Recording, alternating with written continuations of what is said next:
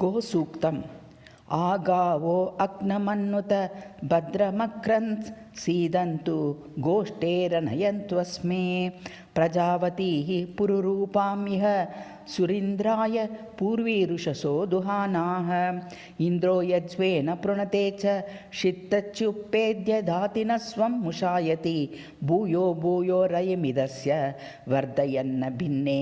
किल्येन ददाति देवयुं न तान शान्तिन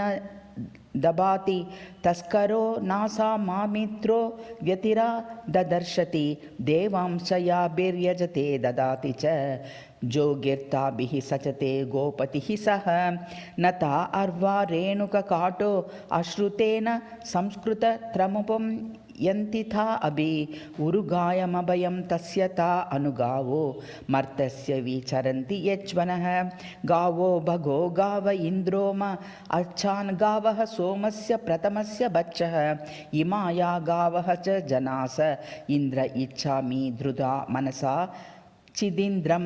यूयं गावो मेदयता कृशं चिदश्रीरं चित्कृणुता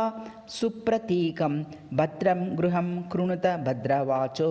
बृहद्वो वयम् उच्यते सभासु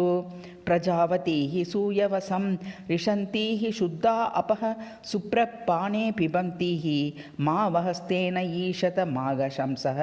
परिवोहेति रुद्रस्य वृज्याः